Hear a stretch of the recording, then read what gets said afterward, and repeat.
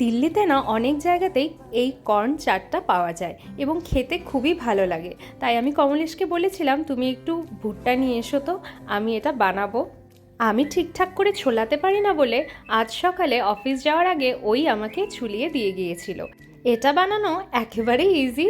সবার প্রথমে তাওয়াতে একটু গরম জল নিলাম, আর কালারটা ভালো আসার জন্য একটু হলুদের গুঁড়ো দিয়ে 10 মিনিটের মতো ফুটিয়ে নিলাম।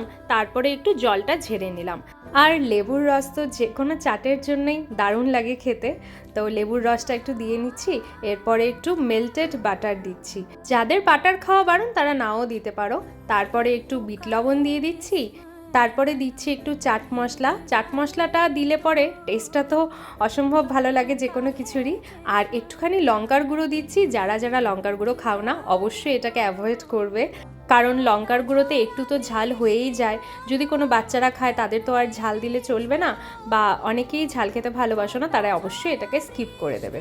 এখানে মেট্রোর ভেতরে এরকম ছোট ছোট গ্লাসেই দেয়, তো তার জন্য আমিও এরকম ছোট ছোট গ্লাসেই ভরছি। আর এইটুকু ছোট গ্লাসের দাম এখানে 40 টাকা করে নেয়। তাই ভাবলাম নিজেই যদি বানানো যায় তাহলে মাঝে মাঝে খাওয়া যাবে, এবং আমি এটা মাঝে মাঝে খাইও। এরপরে একটু চিলি ফ্লেক্স দিচ্ছি এবং তার সাথে একটু অরিগ্যানো দিচ্ছি।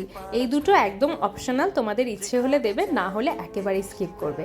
ব্যাস, আর কি, রেডি এই কর্ন চাট।